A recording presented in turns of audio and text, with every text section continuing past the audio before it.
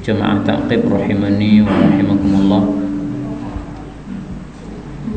Barusan selesai saya menulis satu buku. Yang buku ini saya kasih judul supaya menarik, Al-Arba'un fi Quruna. Jadi kalau ada Arba'in Nawawiyah, maka di sini ada Arba'in dalam bab Quruna. Tapi sayangnya memang buku ini belum diterjemahkan atau belum ada yang menerjemahkan ke dalam bahasa Indonesia. Isinya adalah 40 poin yang beraneka ragam, yang berkaitan atau ada kaitannya dengan wabah penyakit atau ta'un yang sekarang sedang kita hadapi. Buku ini dimulai dengan Bismillahirrahmanirrahim, sebagaimana Allah memulai Al-Quran dengan Bismillahirrahmanirrahim, dan sebagaimana Rasulullah sallallahu alaihi wasallam memulai surat-suratnya kepada para penguasa dengan Bismillahirrahmanirrahim. Ada hadis meskipun dhaif tetapi maknanya sahih. Kullu amrin dibal, setiap perkara yang penting, la yubda'u fihi bi bismillahirrahmanirrahim, yang tidak dimulai dengan bismillahirrahmanirrahim, maka aqta', dia akan terputus barokahnya, alias berkahnya kurang banyak. Ini hadis diriwayatkan oleh Abdul Qadir Ar-Ruhawi dalam kitab Al-Arba'in. Derajatnya adalah dhaif dari sisi sanad, tetapi maknanya sahih sebagaimana dalil Al-Quran. Al-Quran mengatakan tabarakasmu rabbika dzil jalali wal ikram. Jadi bismillah menyebabkan barokah. Kemudian pembahasan pertama dalam buku ini adalah at-tuqlan 'ala rahman, tawakal kepada Allah yang Maha Rahman. Karena menurut saya paling inti dalam masalah apapun yang kita hadapi adalah tawakal. Apa dalilnya? Dalilnya perintah Allah, wa 'alallahi falyatawakkalul mu'minun. Maka tawakal hukumnya wajib, dan barang siapa yang tawakal dicukupi Allah. Wa may yatawakkal 'alallahi fahuwa hasbuh, innallaha balighun amrah. Innallaha, sesungguhnya Allah itu balighun amrah, pasti akan melakukan perintahnya atau perkaranya. Artinya kalau Allah menghendaki sesuatu, tidak ada yang bisa menghalangi, pasti terlaksana. Allah pasti mampu melaksanakan apa yang diinginkan olehnya. Ini boleh juga dibaca balighu amrih, tetapi sebenarnya dari 10 qiraat ini yang lebih banyak mereka membaca balighun amrahu.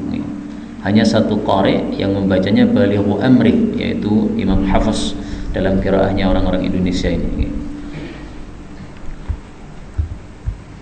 Kemarin sudah kita bahas beberapa masalah, sehingga bahasan dalam buku ini tidak akan semua kita kupas, ya.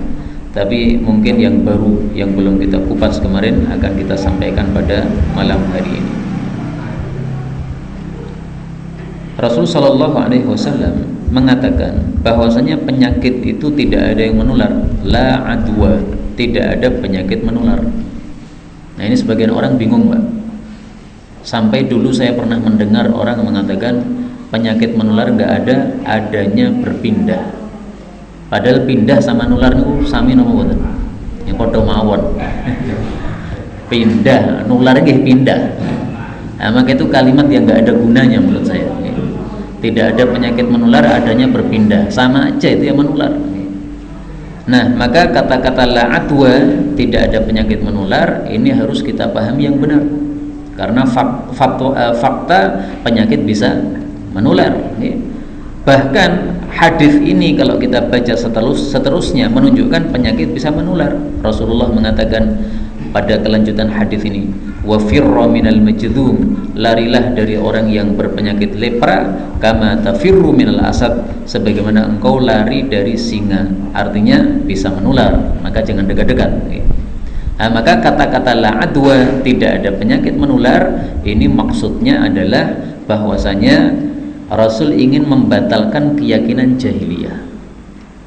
Orang-orang jahiliyah menganggap bahwasanya penyakit itu sendiri punya kekuatan untuk bisa menular tanpa izin Allah. Nah, itu yang diingkari oleh Nabi.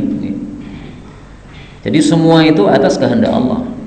Orang-orang jahiliyah mengatakan tidak ya, penyakit itu memang punya kekuatan yang tidak bisa ditolak. Dia bisa menular dengan sendirinya tanpa izin Allah. Nah, ini batal, ini salah. Makanya kalau kita baca hadis ini secara seluruhnya, ini semuanya Nabi membatalkan keyakinan jahiliyah. La adwa, enggak ada penyakit menular sebagaimana diyakini jahiliyah. Wala tiyarata, tidak ada burung yang menyebabkan sial. Wala hamata, tidak ada burung hantu yang menyebabkan sial.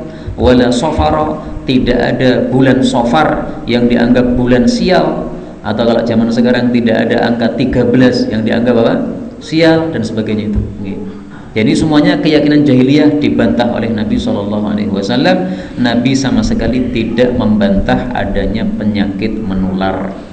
Bahkan hadis sahih menunjukkan bahwasanya penyakit bisa menular. Rasul SAW mengatakan, la yuridanna mumridun ala musih.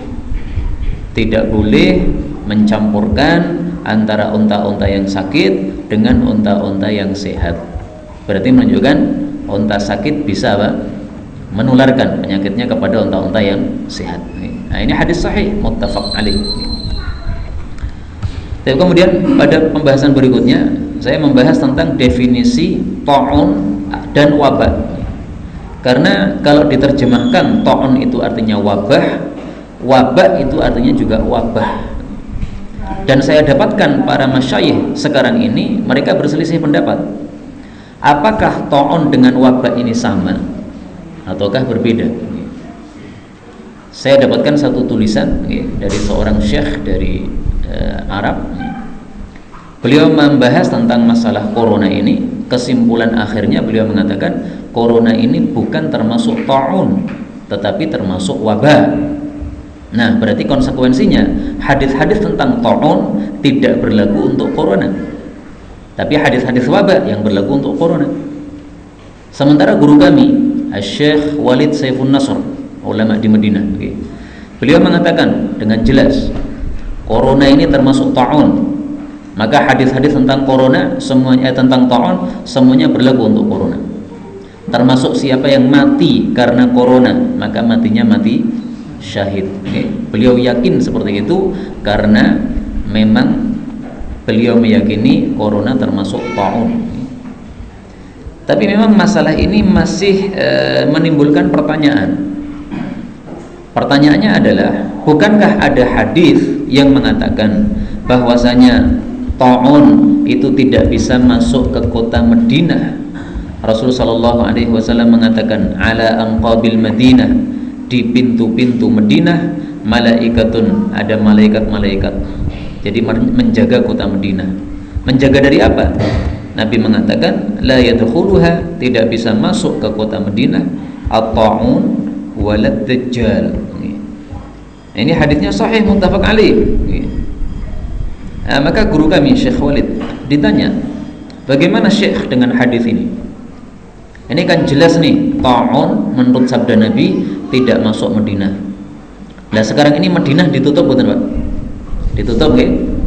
Nah, berarti ulama-ulama sana meyakini bahwasanya corona bisa masuk ke kota Madinah. Nah, bagaimana dengan hadis ini? Kalau memang corona itu ta'un, tidak mungkin masuk Madinah karena hadisnya sahih muttafaq alaih. Nah, masalah ini memang belum dijawab oleh Syekh Walid hafizahullah. Saya enggak tahu nih. Mungkin nanti beberapa hari beliau akan menjawab, karena kita hubungannya pakai WA saja sama beliau, sehingga masalah ini memang belum dijawab oleh beliau. Nah, anggaplah ta'un ini adalah corona ini adalah ta'un, maka kita harapkan mudah-mudahan yang mati di antara saudara-saudara kita itu mereka mati dalam keadaan husnul khotimah, mati syahid. Amin ya rabbal alamin. Bapak Ibu rahimani wa rahimakumullah, saya dapatkan penjelasan dalam kitab Tajul Arus. Ini satu kitab kamus bahasa Arab. Beliau mengatakan bahwasanya ta'un itu salah satu jenis dari jenis-jenis wabak. Berarti kan sama, ta'un, wabak sama. Karena ta'un itu satu jenisnya. Wa alaihil atibba, dan itulah yang diyakini oleh para dokter. Walladzi alaihil muhaqqiquna minal fuqaha wal muhadditsin, adapun menurut para muhaqqiqin dari ahli fikih dan ahli hadis, annahuma mutabayyinan, bahwasanya ta'un dengan wabak berbeda. Wabak itu apa? Wakhamun, satu kerusakan yang terjadi pada udara, yughayyirul hawa, yang menyebabkan udara ini rusak. Fatakthuru bisababihil amrad finnas, maka menyebabkan banyak yang sakit di antara manusia. Itu wabak. Adapun ta'un, ad-darbul ladzi yusibul insan, pukulan yang mengenai manusia, sumbernya minal jin, dari kalangan jin. Nah, ini bagi yang mengatakan bahwa wabak dan ta'un adalah berbeda. Wallahu a'lam bishawab. Saya pribadi masih tidak bisa meyakini salah satu antara keduanya. Hanya kita berharap kepada Allah yang baik-baik aja lah. Mudah-mudahan kalau ada yang mati, itu matinya mati syahid, sehingga mendapatkan kemuliaan di hadapan Allah Subhanahu wa ta'ala. Kalau kita perhatikan, ada hadis Nabi yang menunjukkan bahwa wabak sama ta'un sama. Ini hadis diriwayatkan oleh Usamah. Rasulullah sallallahu alaihi wasallam mengatakan, "Inna hadzal waba", sesungguhnya wabak ini adalah rijzun, satu siksaan, ahlakallahu bihil umam qablakum, yang Allah menghancurkan dengannya umat-umat sebelum kalian. Wa qad baqiya minhu, dan telah tersisa dari wabak tersebut fil ardi, di bumi ini, syai'un, sedikit. Karena masih tersisa, maka apa yang terjadi? Yaji'u ahyanan, datang kadang-kadang, wa yadhhabu ahyanan, pergi pula kadang-kadang.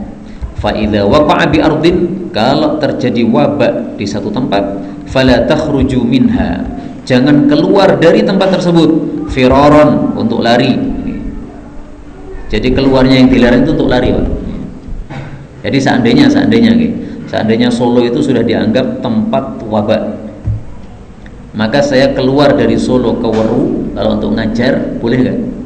Boleh, karena bukan untuk lari, untuk ngajar, nggak ada masalah. Wa idza sami'tum bihi fi ardin, kalau kalian mendengar adanya wabak tersebut di satu tempat, fala ta'tuha, jangan masuk kepadanya, jangan mendatanginya. Hadis muttafaqun alaih. Nah, ini hadis bicara tentang apa tadi? Wabak. Karena kalimatnya hadzal wabak. Tapi perlu diketahui, saya bukan orang Solo loh, Pak. Saya itu orang Manang. Manang itu maksudnya Sukoharjo. Kata semaja dengan Sukoharjo. Tayyib. Nah, hadis ini ternyata diriwayatkan juga dengan lafal yang berbeda, tapi sama-sama dari Usamah, bahwasanya Rasulullah sallallahu alaihi wasallam bersabda, at-ta'un, ta'un adalah baqiyatu rijzin, sisa dari hukuman atau azab, au azabin ursila ala ta'ifatin, yang telah dikirim oleh Allah kepada sekelompok orang, min Bani Israel, dari kalangan Bani Israel. Nah, hadis tadi mengatakan apa? Inna hadzal waba, menggunakan istilah waba, sementara di sini menggunakan istilah ta'un. Berarti kan sama aja. Kalau hadis tadi disebutkan itu hukuman untuk al-umam qablakum, umat-umat sebelum kalian. Kalau di sini disebutkan min Bani Israel, Bani Israel, memang Bani Israel sebelum kita. Maka ini saling menafsirkan. Dan perintah Nabi sama. Fa idza waqa'a bi ardin, kalau terjadi ta'un di satu tempat, wa antum biha, sementara kalian berada padanya, fala takhruju minha, kalian jangan keluar darinya, firaron minhu, karena lari. Wa idza waqa'a bi ardin, sementara kalau terjadi pada satu tempat, walastum biha, dan kalian tidak di situ, fala tahbitu 'alaiha, maka kalian jangan masuk kepadanya. Hadis muttafaqun alaih. Nah, ini menunjukkan bahwa ta'un sama wabak adalah apa? Sama. Nah, mudah-mudahan memang apa yang terjadi sekarang ini, yaitu corona, ini termasuk ta'un, sehingga semua hadis-hadis yang bicara tentang ta'un berlaku terhadapnya. Nah, salah satunya adalah sabda Nabi Shallallahu Alaihi Wasallam, at-ta'un syahadatun. Ta'un itu adalah mati syahid likulli muslimin, bagi setiap orang muslim. Hadis muttafaqun alaih. Ada yang pengen mati syahid, Pak? Yang mati syahid silahkan mati karena corona. Tetapi ternyata untuk mendapatkan derajat syahid ini tidak harus mati gara-gara corona. Ternyata Rasul Shallallahu Alaihi Wasallam bersabda, hadis diriwayatkan oleh Imam Bukhari dari Aisyah, bahwasanya Nabi Shallallahu Alaihi Wasallam bersabda, at-ta'un, ta'un adalah azaban, satu siksaan, yab'atsuhu, Allah mengirimnya, ala man yasha, kepada siapapun yang Dia kehendaki. Wa innallaha, dan sesungguhnya Allah, ja'alahu rahmatan, Allah menjadikannya sebagai rahmat lil mu'minin, bagi orang-orang beriman. Jadi orang beriman bisa nggak terkena corona, Pak? Bisa. Maka ada video yang tersebar dari salah satu ustadz yang terkenal, katanya wudu aman corona. Orang-orang di Cina yang muslim Uighur itu katanya tidak ada yang kena corona karena apa? Mereka selalu wudu. Ini saya nggak setuju itu. Kenapa? Hadis ini jelas menunjukkan ta'un bisa mengenai orang-orang beriman. Ada lagi ustadz yang lain terkenal juga mengatakan bahwasanya yang terkena corona itu selalu orang-orang yang maksiat, ahli maksiat. Sementara orang-orang yang baik, ahli masjid, ahli pengajian, nggak mungkin terkena corona. Ini perkataan yang batil, nggak benar. Batilnya jelas karena tidak sesuai dengan sabda Nabi Sallallahu Alaihi Wasallam yang mengatakan bahwasanya ta'un itu bisa mengenai orang-orang beriman, bahkan rahmatan lil mu'minin, itu bagi orang beriman malah sifatnya sebagai rahmat karena mati syahid. Nah, kita lanjutkan hadisnya. Falaisa min ahadin, tidak ada seorang pun yaqa'u ta'un, yang terjadi ta'un terhadap dia, fayamkuthu, lalu dia tetap tinggal fi baladihi, di kotanya, di kampungnya, sabiran muhtasiban, dengan bersabar mengharap pahala. Artinya tidak lari untuk menghindar. Ya'lamu, dia mengetahui, annahu la yusibuhu, bahwasanya tidak akan mengenai dia illa ma kataballahu lahu, kecuali yang Allah tetapkan untuk dia, illa kana lahu mithlu ajri syahid, kecuali dia mendapatkan pahala semisal pahala mati syahid. Ini hadis riwayat Imam Bukhari. Diriwayatkan juga oleh Imam Ahmad dengan kalimat fayamkuthu fi baitih, dia tinggal di rumahnya. Siapa yang sedang mengalami ta'un, tinggal di rumahnya, sabar, yakin bahwasanya Allah tidak akan mengenakan kepada dia kecuali yang sudah dia tetapkan, yakin kepada Allah, maka ini sudah otomatis langsung mendapatkan seperti orang yang mati syahid. Jadi tidak harus mati, Pak, untuk mendapatkan pahala syahid ini. Kita berada di rumah kita, enggak lari. Kita berada di kampung kita, enggak lari. Ini sudah mendapatkan pahala mati syahid meskipun tidak mati. Nah, karena itu untuk mendapatkan pahala mati syahid tidak harus mati gara-gara corona, tetapi yang penting ketika kondisi corona ini kita jangan lari keluar dari kampung kita. Karena katanya ya Sukoharjo udah banyak yang beberapa titik terkena. Nah, mungkin ini berarti sudah dianggap Sukoharjo ini sudah termasuk zona corona mungkin. Nah, maka kalau kita sabar tetap di sini, tidak lari kemana-mana, nah, insya Allah ini kita mendapatkan pahala mati syahid. Tapi ada syaratnya, syaratnya adalah sobiron, sabar. Kalau nggak sabar, nggak dapat pahala syahid. Syarat yang kedua, muhtasiban, mengharap pahala dari Allah. Jadi kita berada di kampung kita, tidak keluar lari, itu niatnya untuk mendapatkan pahala. Kenapa? Karena diperintahkan oleh Nabi, jangan keluar, jangan lari. Nah, meniatkan mendapatkan pahala, ini mendapatkan pahala syahid. Dan syarat yang ketiga, ya'lamu annahu la yusibuhu illa ma kataballahu lahu, yakin bahwasanya tidak akan mengenai dia selain yang sudah ditakdirkan oleh Allah. Dan ini semuanya tidak mengurangi ikhtiar kita. tetap kita pakai hand sanitizer itu, dipakai supaya kita lebih aman, kebersihan dijaga. Tetap juga ikhtiar kita lakukan, tetapi keyakinan seperti ini harus ada dalam hati kita. Nah, di sini dalam riwayat Imam Ahmad ada kalimat yang bagus, fayamkuthu fi baitih, dia tinggal di dalam rumahnya. Kalau riwayatnya Imam Bukhari tadi fi baladihi, di kotanya atau di kampungnya. Wallahu a'lam, bisa jadi kata-kata fi baitih, di dalam rumahnya, ini isyarat bahwasanya dalam kondisi corona seperti ini lebih baik kita berada di dalam rumah. Zahir lafal hadis, fi baitih, dalam rumah. Dan ini sesuai dengan fatwa-fatwa para dokter kita. Dr. Suryo mengatakan bahwasanya kata kuncinya supaya kita aman dalam masa corona ini adalah jangan keluar rumah kecuali kalau ada apa? Keperluan yang mendesak. Kecuali ada kepentingan baru keluar. Salat jamaah di masjid nggak apa-apa keluar. Kalau memang masih aman seperti sekarang ini. Nah, nanti kalau kondisinya udah parah ya mungkin fatwa berbeda lagi.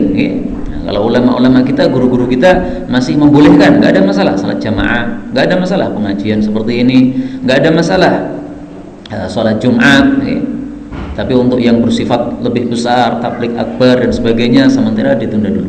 Tapi yang pengajian rutin kecil seperti ini nggak ada masalah. Nah, ini masih difatwakan boleh dari guru-guru kita dalam masa sekarang ini. Nanti fatwa bisa berubah sesuai dengan kondisi kita.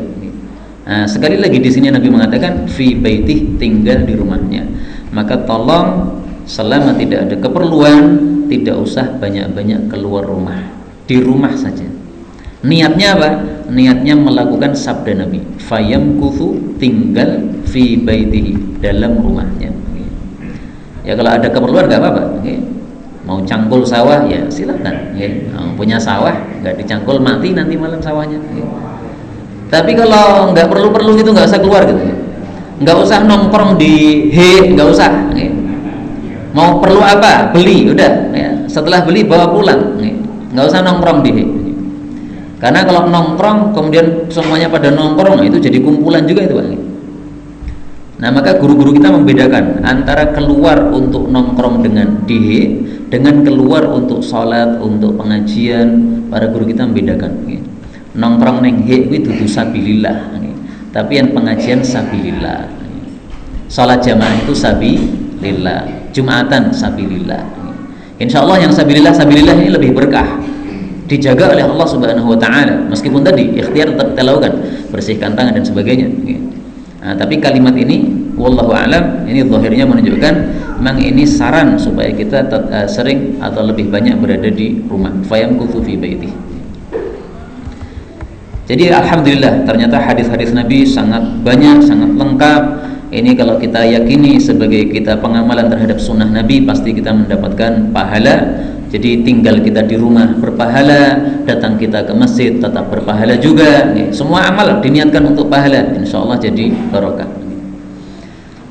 Kemudian yang paling bagus juga untuk kita perhatikan adalah judul yang saya tulis di sini, as-sabru wal mukthu wal istighfar ayyamat ta'am. Hendalah tetap bersabar, tinggal di rumah, banyak-banyak istighfar pada hari-hari wabah ta'un seperti ini. Kenapa istighfar? Karena Rasul sallallahu alaihi wasallam bersabda, "Lam tadhharil fahishah," tidaklah muncul perbuatan keji fi qaumin qattu, pada suatu kaum, hatta yu'linu biha, sampai mereka lakukan terang-terangan, illa fasha fihim ta'un, kecuali ta'un akan menyebar pada mereka. Jadi salah satu sebab tersebarnya ta'un itu adalah fahisyah yang dilakukan terang-terangan. Fahisyah itu perbuatan keji yang para ulama katakan dosa-dosa besar termasuk fahisyah. Zina fahisyah, riba fahisyah. Nah sekarang ini zina mungkin tidak terang-terangan, sembunyi-sembunyi, dikejari oleh para satpol pp itu. Tapi kalau riba kira-kira terang-terangan betul? Ada nggak bank diremuk oleh satpol pp, ada nggak? Ketinggalan betul nggak? Betul, malah dijaga. Nah, sehingga Indonesia ini sebenarnya berdasarkan hadis ini, seandainya Allah sebarkan ta'un pada mereka, ya berhak itu. Kenapa? Karena mereka melakukan fahisyah terang-terangan. Nah, karena itu kita yang tidak bisa berbuat apa-apa, nggak mungkin kan kita ambil cangkul tiba-tiba ngeremuk bank, nggak mungkin. Itu bukan wewenang kita itu seperti itu. Kalau begitu tuh ngajak gelut podo mawon. Nah, itu besok langsung masuk penjara berarti. Nah, maka karena kita nggak bisa berbuat apa-apa, ya udahlah, kita bisanya apa? Istighfar aja. Perbanyak apa? Istighfar kepada Allah Subhanahu wa taala, karena sesungguhnya perbuatan fahisyah yang tersebar di Indonesia ini sebenarnya seharusnya tidak ada, tapi karena kita memang tidak punya kemampuan, ya kita bisanya istighfar kepada Allah Subhanahu wa taala. Kemudian bab berikutnya tidak kalah penting, ini bab tentang wiqayat minat ta'un wa kulli makruh. Bagaimana cara kita menjaga diri dari ta'un, usaha, dan kita supaya terjaga dari segala yang dibenci. Nah, kemudian sudah banyak kita bahas itu, salah satunya mengucapkan hasbunallah wa ni'mal wakil. Nah, sehingga yang sudah kita bahas ini tidak akan kita ulang lagi, tapi ada sesuatu yang baru mungkin di sini. Ini kalau keluar rumah membaca bismillah tawakkaltu 'ala Allah la haula wala quwwata illa billah, ini jangan dilupakan, supaya dijaga oleh Allah. Kemudian kita sudah sampai di masjid ini, kita membaca a'udzu bikalimatillahi tammati min syarri ma khalaq, supaya sampai keluar masjid, sampai meninggalkan masjid aman, dijamin aman oleh Allah Subhanahu wa taala. Kemudian selesai sholat 5 waktu baca ayat kursi. Ya, ini semuanya sudah kita pelajari kemarin. Ini perlu dijaga dan jangan ditinggalkan. Nah, yang baru ini hadis nomor 23, 24, 25. Tapi ini yang mencakup adalah hadis nomor 25 ini. Dari Abdurrahman bin Ghanam dari Nabi sallallahu alaihi wasallam, beliau mengatakan, "Man qala," barang siapa yang mengucapkan, "qabla ay yansarifa," sebelum dia bubaran, "wa yathniya rijlahu," dan sebelum dia melepas kakinya, "min salatil maghribi was subuh," dari salat maghrib dan salat subuh. Artinya kakinya masih kondisi kaki duduk tahiyat, mengucapkan la ilaha illallah wahdahu la syarikalah lahul mulku wa lahul hamdu biyadihil khairu yuhyi wa yumit wa huwa ala kulli syai'in qadir. Dibaca 10 marrat, 10 kali. Kutiba lahu, dicatat untuk dia, bikulli wahidatin, masing-masing kalimatnya, 10 hasanat, 10 pahala. Wa muhya anhu 10 sayyi'at, digugurkan 10 dosa. Wa rufi'a lahu 10 darajat, diangkat baginya 10 derajat. Wa kanat hirzan min kulli makruh. Nah, ini yang berkaitan dengan kita. Wa kanat, dan adalah wirid ini, hirzan, menjadi penjaga, min kulli makruh, dari segala sesuatu yang dibenci. Termasuk ta'un ini dibenci. Semua orang enggak suka kena ta'un. Nah, maka salah satu penjagaan adalah setelah sholat maghrib sama sholat apa? Subuh, sebelum kita lepas kaki kita. Jadi masih kondisi duduk tahiyat, belum bersila.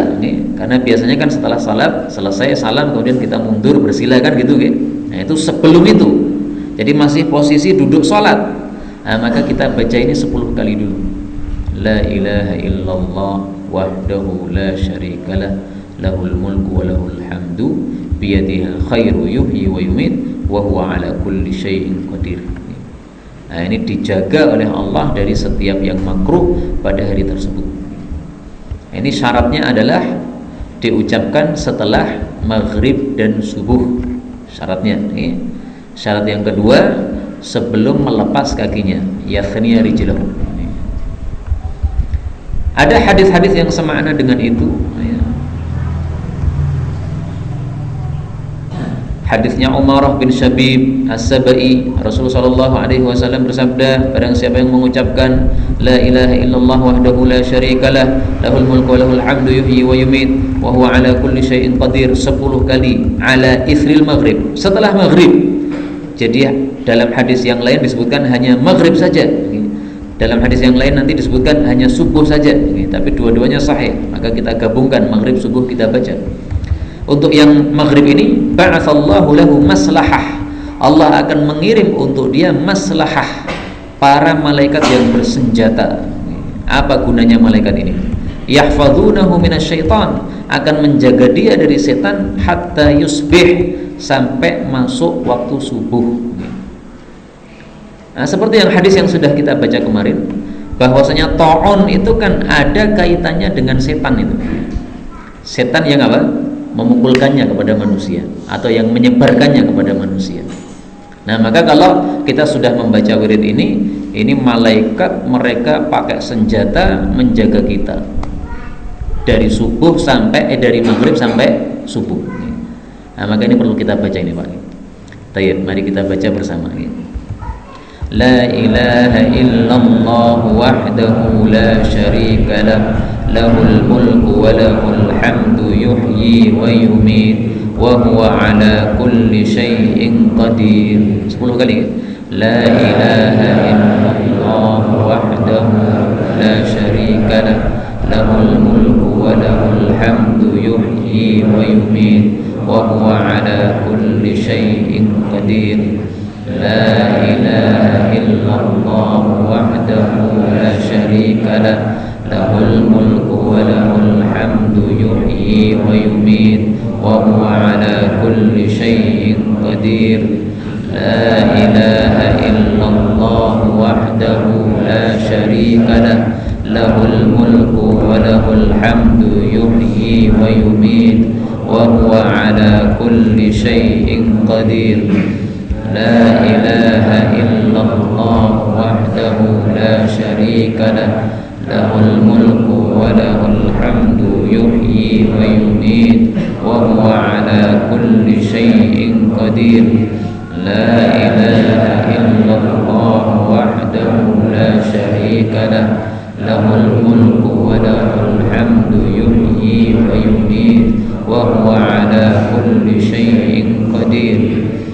La ilaha illallah wahdahu la syarika lah, lahul mulku wa lahul hamdu yuhyi wa yumiit wa huwa ala kulli syai'in qadir. La ilaha illallah wahdahu la syarika lah, lahul mulku wa lahul hamdu yuhyi wa yumiit wa huwa ala kulli syai'in qadir. La ilaha illallah wahdahu la syarika lah, lahul mulku wa lahul hamdu yuhyi wa yumiit wa huwa ala kulli syai'in qadir. La ilaha illallah wahdahu la syarika lah, lahul mulku wa lahul hamdu yuhyi wa yumiit wa huwa ala kulli syai'in qadir. Sama lagi. Nah, kalau dalam hadis ini nggak ada syaratnya. Siapa yang mengucapkan kalimat ini 10 kali setelah maghrib, nggak ada kata-kata sebelum melepas kakinya. Tapi hadis yang lebih lengkap ada kata-kata sebelum melepas kakinya. Dan kemudian bab yang terakhir dalam buku ini adalah bab akhbarit ta'un al-madiyah, kabar-kabar tentang ta'un di masa lampau. Ada sebagian ulama melarang sahabat-sahabatnya untuk masuk kolam renang pada hari-hari ta'un. Kemudian ditakdirkan bahwasanya ta'un ini sudah nyaris hilang. Nah, ketika sudah nyaris hilang, maka ulama ini pun akhirnya masuk kolam renang.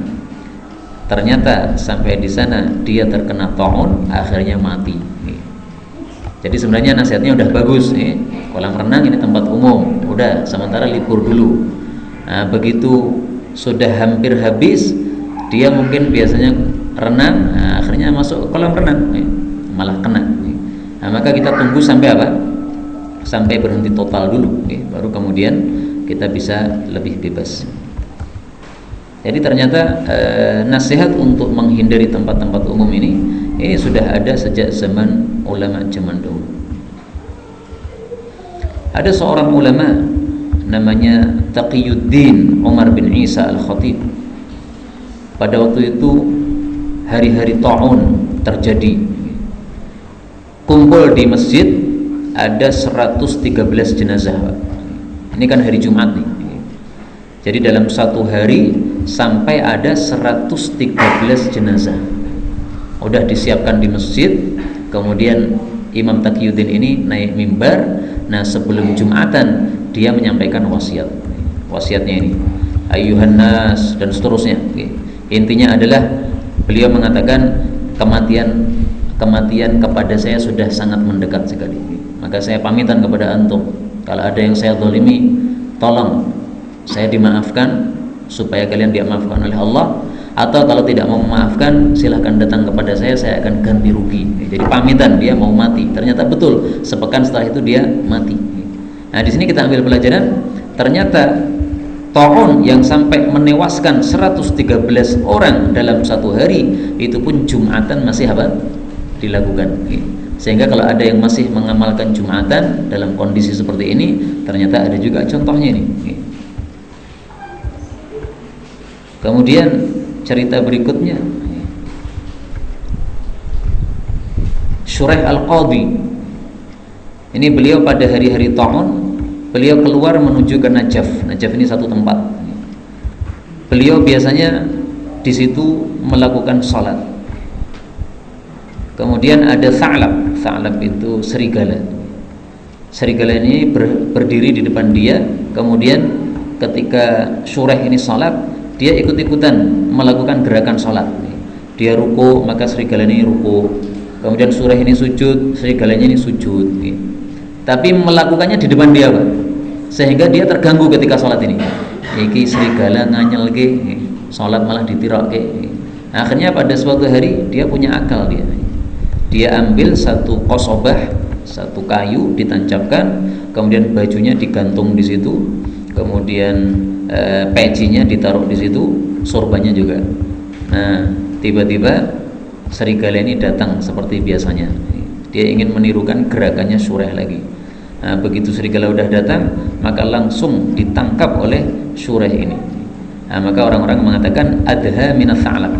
Shuraih ini lebih cerdas daripada serigala tadi. Nah, ini kita ambil pelajaran bahwasanya ternyata Shuraih ini masih keluar rumah dalam rangka untuk melakukan apa? Salat.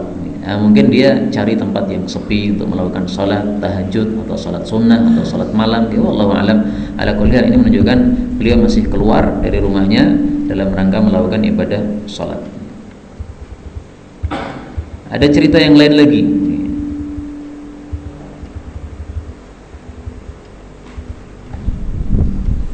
Ini terjadi ta'un di Bukhara. Ada seseorang, rajulan, seorang laki-laki, a'ta khabbazan dirhaman, memberikan kepada tukang roti atau penjual roti satu uang dirham. Jadi beli roti. Fakana yazin wasani yakhbis. Nah, maka si pembuat roti sedang menyiapkan rotinya. Wal mushtari waqif. Sementara yang pembeli tadi masih berdiri menunggu rotinya. Jadi ini ada 3 orang. Penjual, pembeli, sama pembantunya penjual. Famata thalathatuhum fi sa'atin. Maka 3 orang tadi langsung mati dalam sesaat juga. Nah, ini menunjukkan bahwasanya ta'un itu memang bersifat menular seperti ini. Sehingga kalau memang sudah kondisinya mengerikan seperti ini, jangan sekali-kali keluar kecuali pada kondisi yang sangat terdesak atau mendesak. Tapi kalau masih agak aman, maka fatwa ulama, guru-guru kita masih membolehkan sholat jamaah, sholat Jumat. Ya nggak ada masalah, kita ikuti guru-guru kita aja. Kalau nanti kondisi berubah dan mudah-mudahan Allah memperbaiki kondisi kita, maka kalau fatwa berubah itu sesuatu yang wajar. Al-iktsar min dzikrillah ayyamut ta'un. Nah, ini satu cerita yang bagus ini. Memperbanyak zikrullah pada hari-hari ta'un. Ada seorang ulama, Ayyub bin Bashir namanya. Ketika terjadi ta'un, apa yang dia lakukan? Hafara, dia menggali li nafsihi qabran, kuburan untuk dirinya. Jadi udah persiapan, Pak. Aku kok paling-paling yang mati, tetangga-tetangganya juga mati. Nah, maka dia udah persiapan, saya gali kubur dulu aja. Untuk apa? Wa qara'a fihi al-Qur'an. Dia masuk dalam kuburan baca Quran di situ. Jadi seandainya dia mati udah siap, aku mati pas baca Quran. Nah, maka ini yang perlu kita ambil pelajaran di sini, Pak. Kondisi-kondisi ta'un seperti ini jangan sampai kita berbuat maksiat. Banyak-banyak buka-buka internet, WA dan sebagainya. Kalau matinya pas gitu gimana, Pak?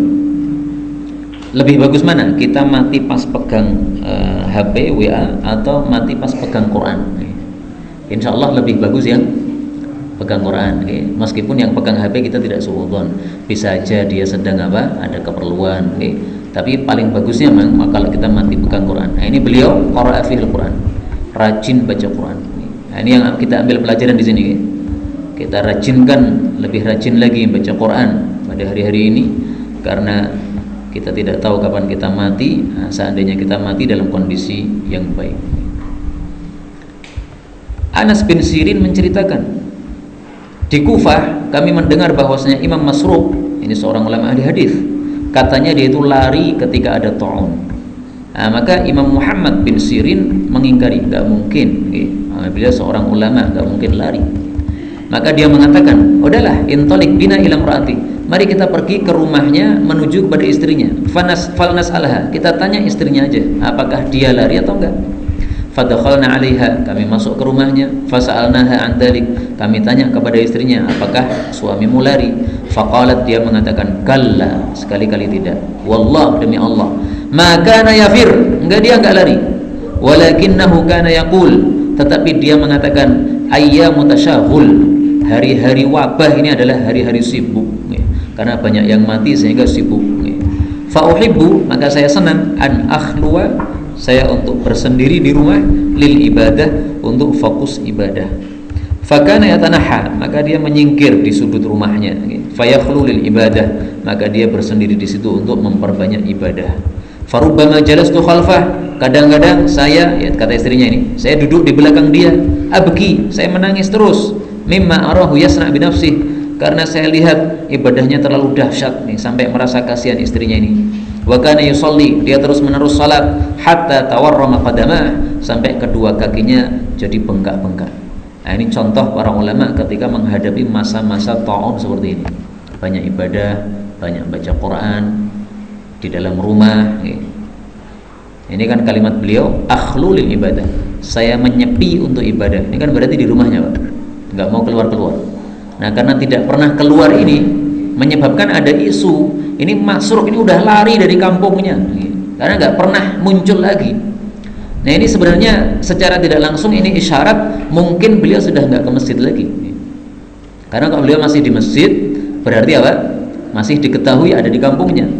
Tapi karena tidak ada di kampungnya, sehingga muncul isu tadi beliau sudah lari, padahal beliau sibuk di rumahnya untuk ibadah kepada Allah Subhanahu wa Ta'ala. Tapi ini tampaknya kondisinya kondisi sudah parah, ya.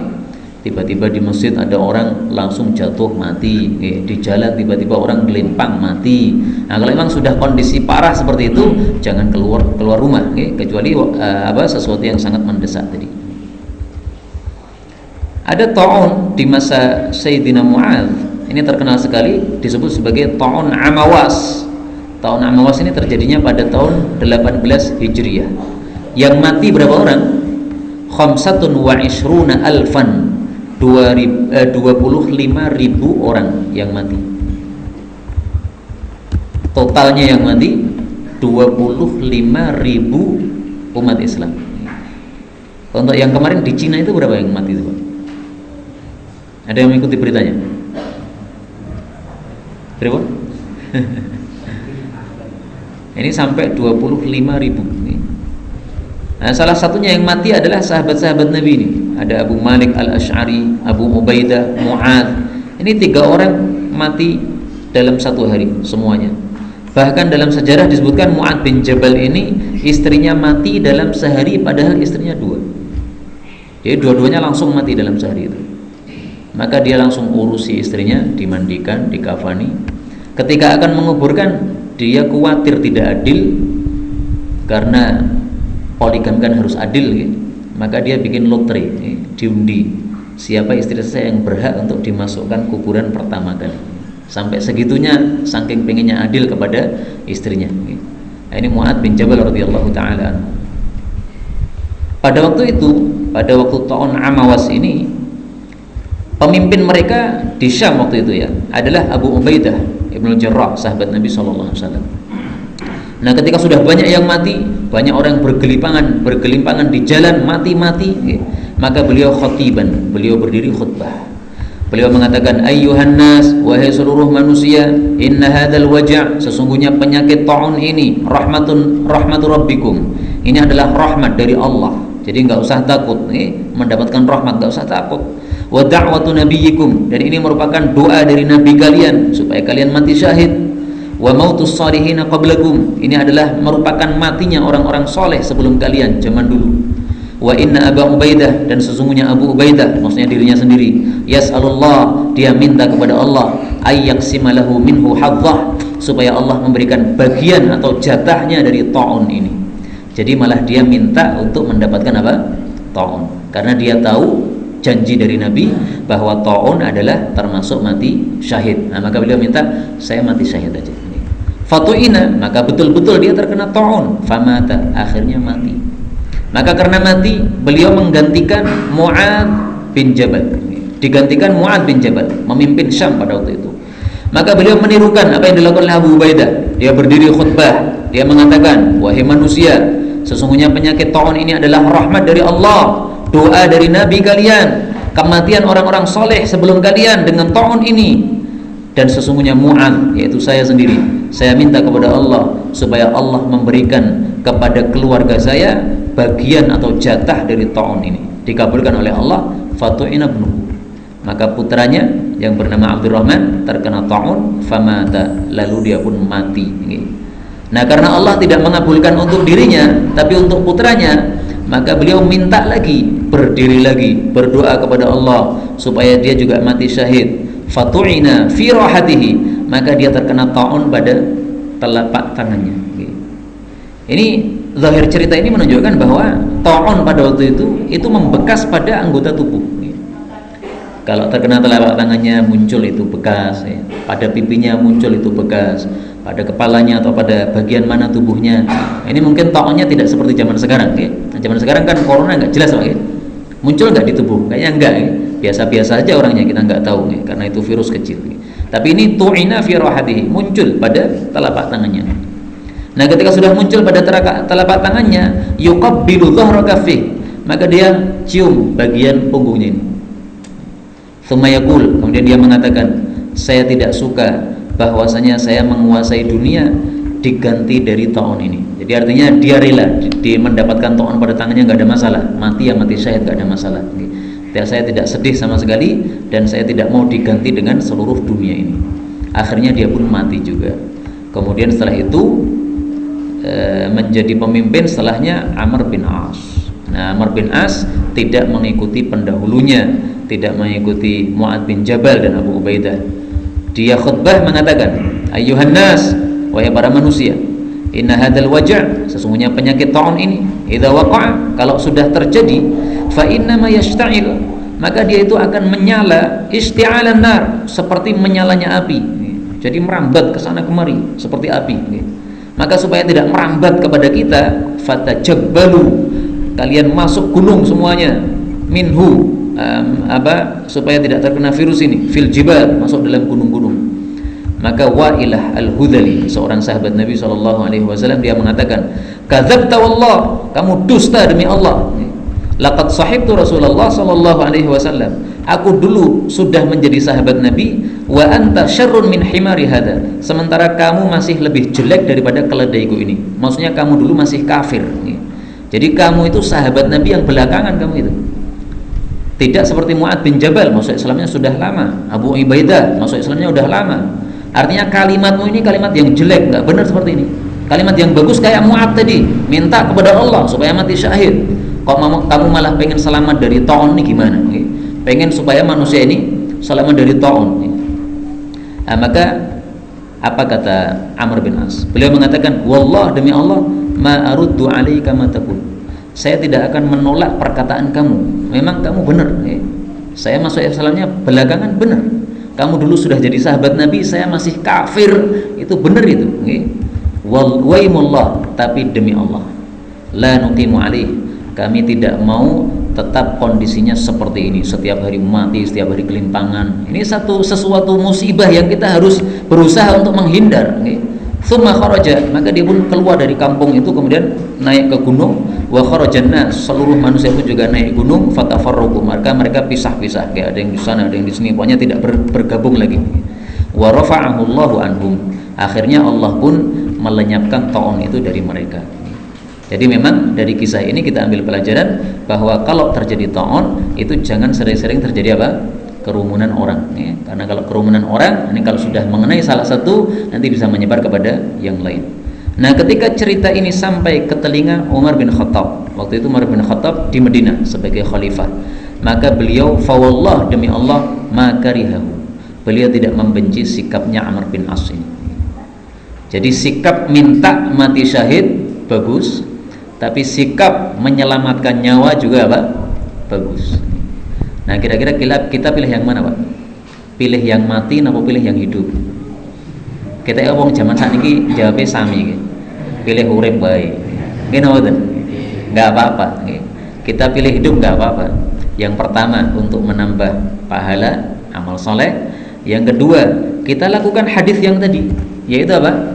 Fayamkuthu fi baitihi. Kita banyak-banyak tinggal di rumah, niatan melakukan sunnah Nabi SAW, sudah mendapatkan jaminan mithlu ajri syahid, mendapatkan semisal pahala orang syahid meskipun tidak mati syahid. Nah, orang zaman sekarang paling sukanya kayak begini nih, golek pahala sing gede tapi ngamali sing pena, mati orang gelem tapi pahala mati syahid gelem. Ya nggak apa-apa, mudah-mudahan diberkahi oleh Allah Subhanahu wa taala. Karena memang kondisi kita tidak seperti para sahabat zaman dulu, mereka sangat yakin kepada Allah dan kita keyakinannya kepada Allah kurang, perlu ditambah lagi. Dan dari hadis-hadis ini kita ambil pelajaran, mari kita memperbanyak zikir kepada Allah Subhanahu wa taala, tawakal kepada Allah, doa kepada Allah supaya kita diselamatkan dari musibah-musibah. Wallahu a'lam.